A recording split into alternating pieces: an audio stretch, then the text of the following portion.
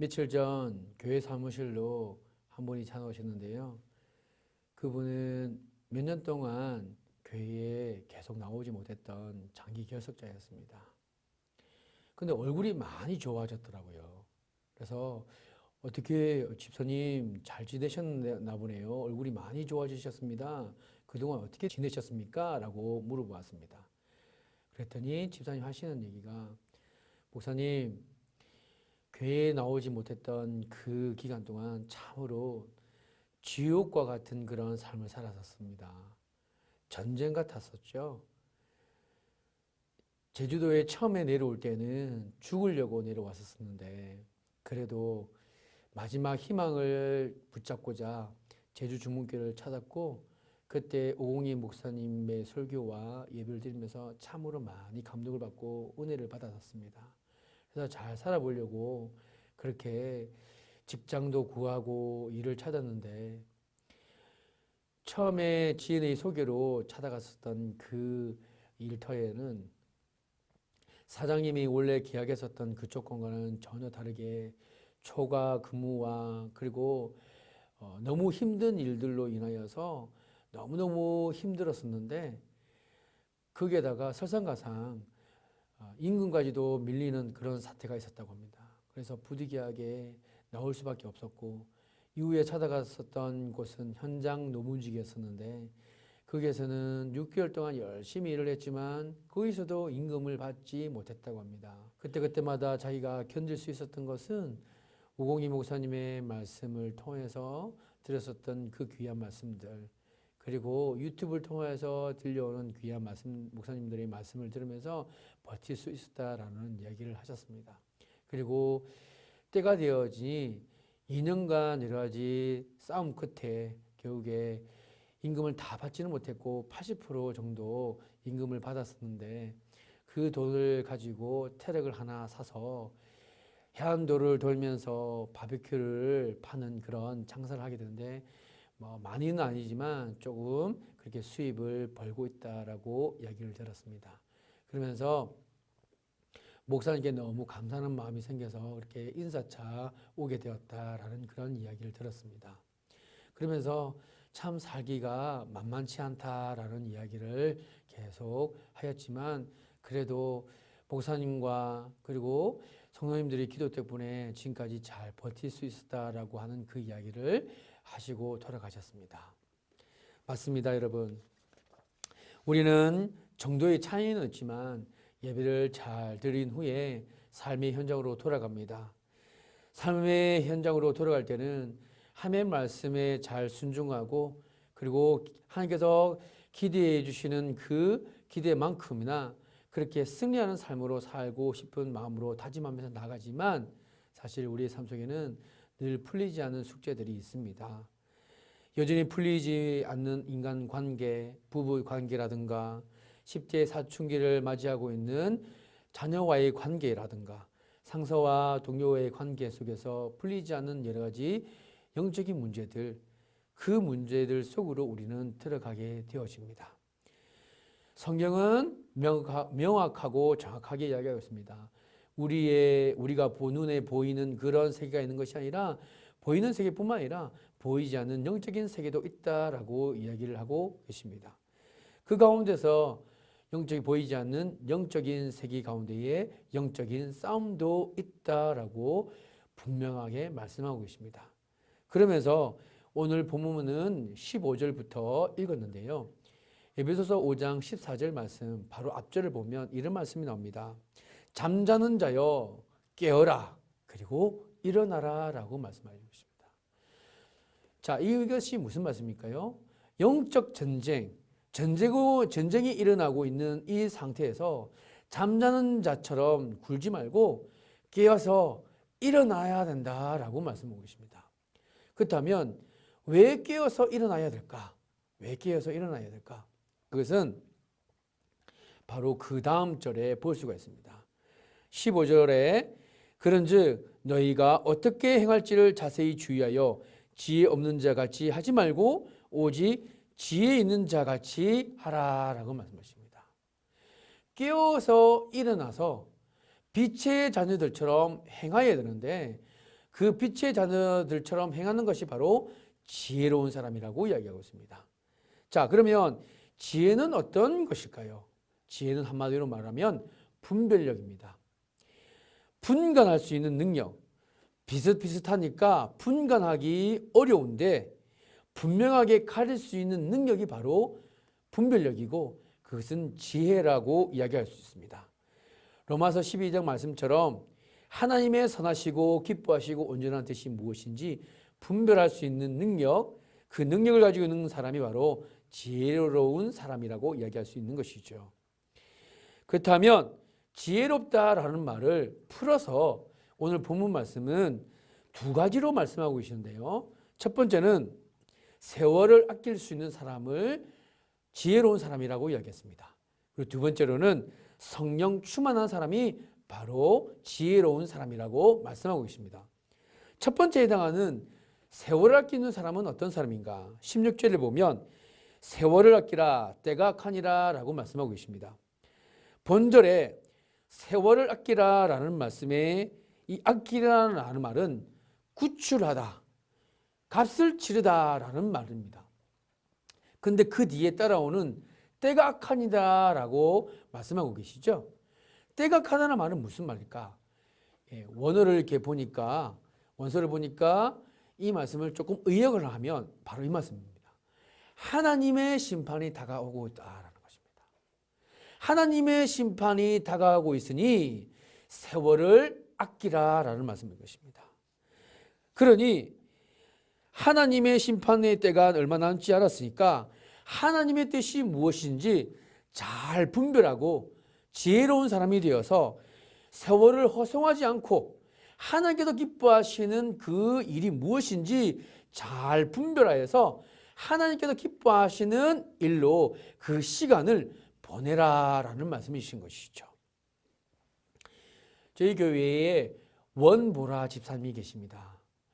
이 원보라 집사님은 저 개인적으로 결혼하기 전에 청년 자매로 먼저 만났는데요. 그때 얼마나 교회에 충성하고 얼마나 열심히 했는지 모릅니다. 이 청년은 경배와 찬양 싱어로 그리고 찬양대로 이렇게 열심히 봉사를 했는데요. 그때는 그렇게 봉사하는 것이 정말 하나님의 축복인지 몰랐다는 것입니다. 왜냐하면 결혼하고 나서야 그것을 알게 됐다는 것이죠. 안 믿는 남편을 만나서 안 믿는 가정에 가보니 예배를 드린다는 것 꿈에도 생각할 수 없는 것이고 교회에 나가는 것 자체도 너무 힘들어요. 육아에 지치고 집안일에 지치고 그리고 영적으로 소통이 되지 않으니까 너무너무 힘들었다는 것입니다. 그리고 아들 둘이라는 거죠. 아들 둘 킨다는 것이 어떤 의미인지 아시죠?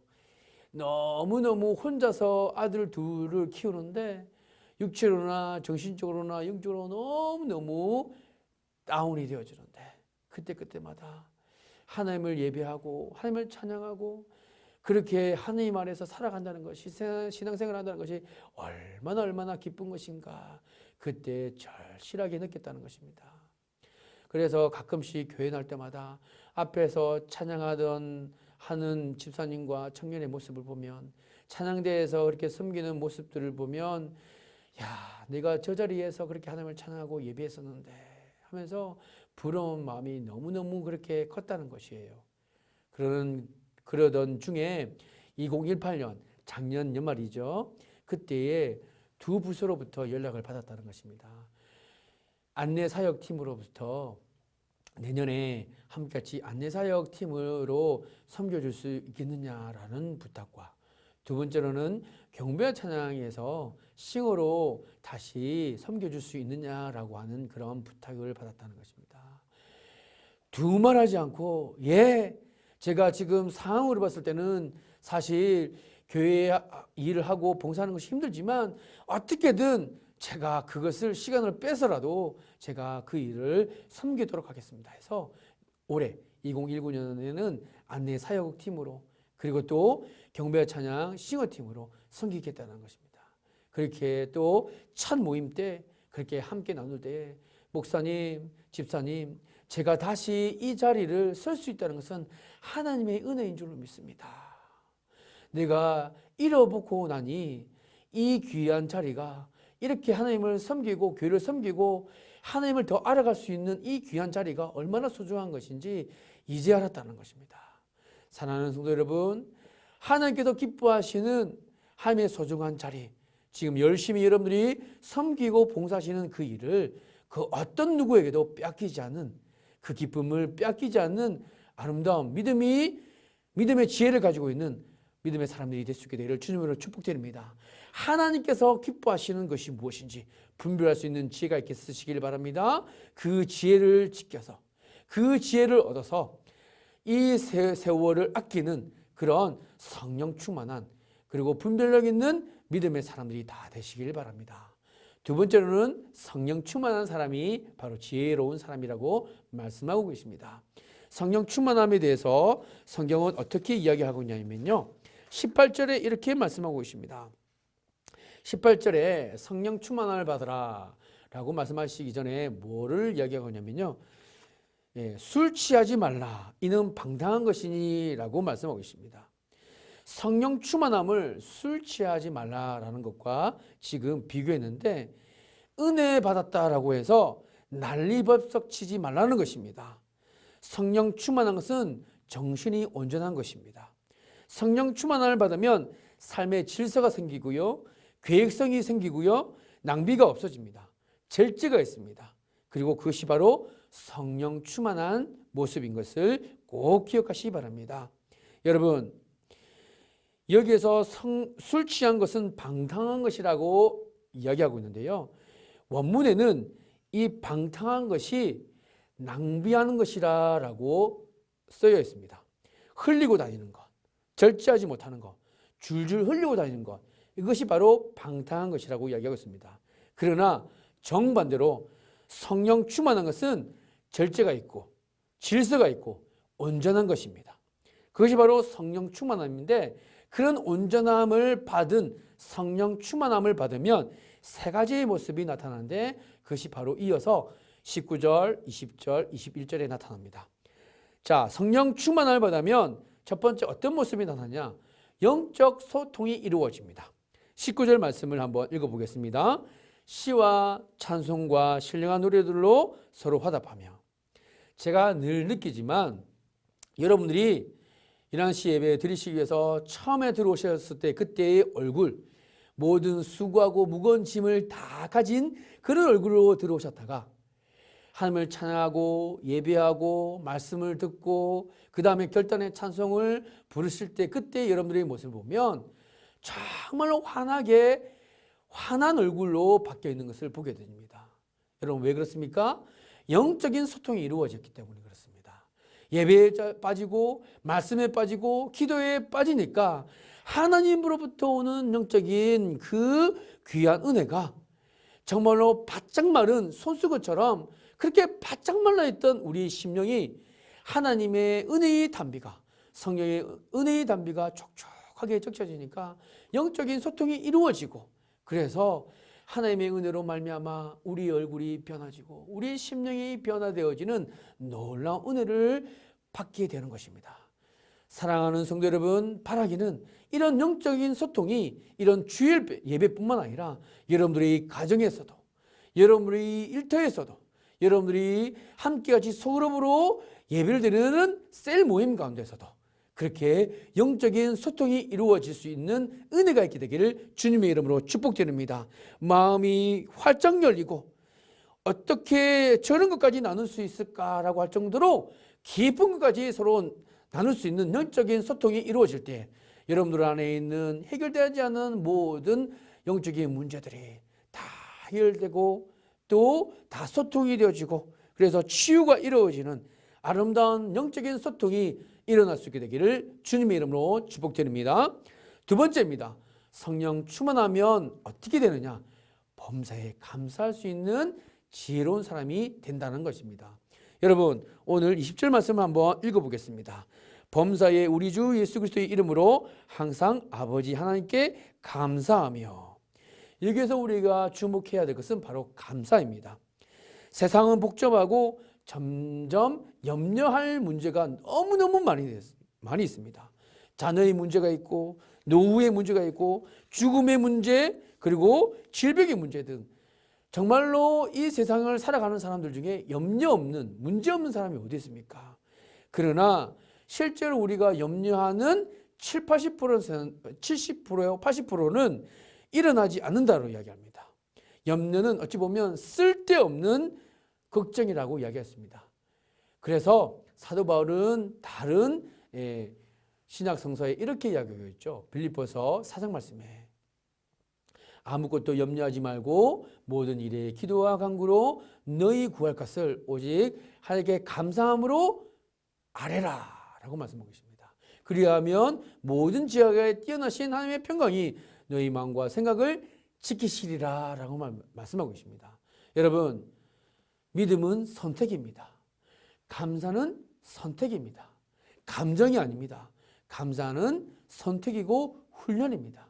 그러기에 오늘 우리에게 오는 여러 가지 문제들, 쓰나미와 같이 달려오는 여러 가지 문제들, 해결할 수 없는 문제들이 우리에게 쏟아질 때에 그때 염려와 걱정과 불안을 선택하는 미련한 어리석은 사람이 되지 않고, 그럼에도 불구하고 하나님이 임재를 사모하면서 하나님의 섭리를 인정하면서 이것도 곧 지나가리라 라고 하는 믿음의 올바른 선택을 하시면서 감사를 선택할 수 있는 은혜가 있게 되기를 주님의 이름으로 축복드립니다. 예전에 제 딸이 카페에서 뛰어놀다가 크게 다친 적이 있습니다. 피가 철철 넘치는 턱을 다쳤는데요. 피가 철철 흘러 넘치는 것을 보면서 가슴이 막막하고 그리고 눈이 앞이 깜깜했습니다. 그러면서 제주대학교 병원 응급실을 향해서 그렇게 달려가는데 운전대를 잡으면서 제주주문교회 바로 중보기도 기도를 요청했습니다. 긴급 기도 요청을 하면서 우리 부부도 그렇게 차 운전을 하면서 그렇게 간절하게 기도합니다. 하나님 어떻게 하면 좋겠습니까? 어떻게 하면 좋겠습니까? 라고 기도하기 시작하니까 하나님께서 지금까지 사랑하는 두 쌍둥이 딸을 주신 것도 하나님의 은혜이고, 지금까지 지켜주신 것도 내가 지킨다고 지킨 것이 아니라, 우리 부부가 지킨다고 지킨 것이 아니라 하나님께서 입혀주시고 지켜주셨다는 사실을 깨닫게 되더라는 것입니다. 그러면서 하나님이 함께 하신다라고 하는 확신이 저 밑바닥부터 스물스물 올라오면서 어디서 오는지 그렇게 담대한 마음이 생기더라고요. 지금 여전히 응급실을 향해서 가고 있는데 그래, 잘 될 거야. 하나님이 함께하고 계시기 때문에, 하나님께서 지금까지 지켜주셨잖아. 하나님께서 함께하고 계시니까 우리 사랑하는 이 딸이, 우리 유리가 하나님께서 지켜주시니까 잘 될 거야. 여보 걱정하지 마. 선생님들 통해서 하나님께서 역사하실 걸 믿어. 그렇게 믿음으로 나가는데 하나님께서 정말로 예비해 두셨던 것을 보았고요. 지금은 흔적도 없이, 정말로 수술 자국 흔적도 없이 깨끗하게 완전히 다 치유된 것을 보게 되었습니다. 사랑하는 성도 여러분, 오늘 이렇게 모든 일 가운데서 하나님께서 기뻐하시는 바로 범사에 감사할 수 있는, 그 감사를 선택할 수 있는 믿음의 지혜로운 사람이 저와 여러분이 될 수 있게 되기를 주님의 이름으로 축복드립니다. 이것이 바로 성령 충만함이라는 것을 꼭 기억하시기 바랍니다. 마지막입니다. 성령 충만하면 피차 복종하는 그런 아름다운 모습이 있다라고 말씀하고 계십니다. 21절입니다. 그리스도를 경외함으로 피차 복종하라. 여러분, 모든 권위는 하나님으로부터 온 것인 줄 믿습니다. 남편의 권위도, 아내의 권위도, 그리고 자녀의 권위도, 그리고 부모의 권위도, 그리고 더 나아가서 교회에서 목사님과 장로님들과 권사님들, 재직들의 권위도 하나님께서 세워주신 권위인 줄로 믿습니다. 여러분, 오늘 이 이후에, 본문 말씀 이후에 여러 관계들이 나오는데요. 부모들아라고 있지만 아내들아, 남편들아, 아내들아, 부모들아, 자녀들아, 상전들아, 종들아. 여러분, 뭔가 느껴지지 않습니까? 우리와 굉장히 밀접해 있는 관계들입니다. 위치입니다. 그 모든 아내, 남편, 부모, 그리고 자녀, 그리고 상전, 그리고 종, 모든 그 부분들이 하나님께서 세우신 귀한 자리라는 사실을 기억하면서 서로 복종하고 세워주는 것. 왜요? 그리스도를 경외함으로. 이것이 하나님께서로부터 온 권세이고 권위임을 인정하고 존중해 주라는 것입니다. 세워주라는 것입니다. 여러분, 교만한 사람은요, 영적 전쟁에 나가면 100번을 싸워도 100번을 다 지게 됩니다. 영적인 성숙함이 있는 사람이 서로 피차 복종할 수 있는, 서로 섬길 수 있는, 맞춰줄 수 있는 그런 성령 충만한 사람이라는 사실을 꼭 기억하시기 바랍니다. 성령 충만한 사람은요, 내가 이런 은혜를 받았다, 내가 이런 은사를 받았다라고 해서 그렇게 어떤 사람들을 다스리려고 하는 사람이 아니라 그 사람을 다른 사람을 세워주고 다른 사람을 낮게 해주고 나보다 낮게 해주고 세워주는 사람, 그 사람이 바로 성령 충만한 사람이라는 사실을 꼭 기억하시기 바랍니다. 사랑하는 아내들이여, 이제는 남편의 권위를 세워줄 수 있는 믿음의 아름다운 성숙한 연인이 되시길 바랍니다.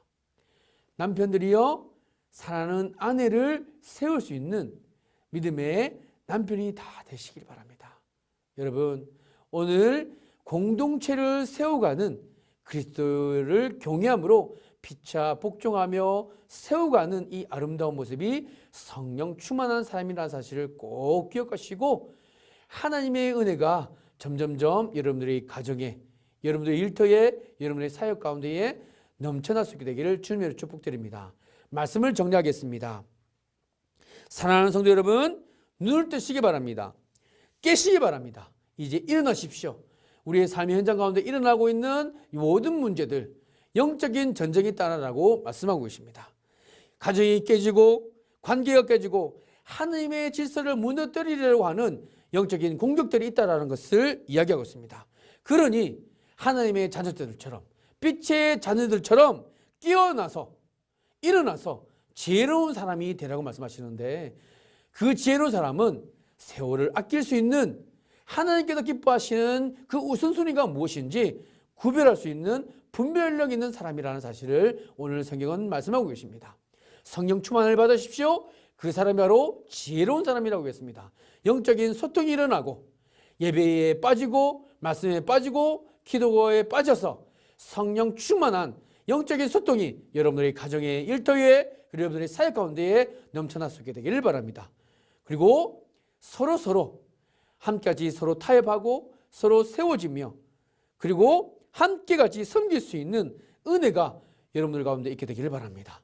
그리고 범사에 감사를 선택할 수 있는 지혜로운 사람이 돼서 이 시대에, 이 마지막 시대에 하나님께서 기뻐하시는 분별력 있는 사람, 그리고 지혜로운 사람이 저와 여러분이 될 수 있게 되기를 주님의 이름으로 축복드립니다.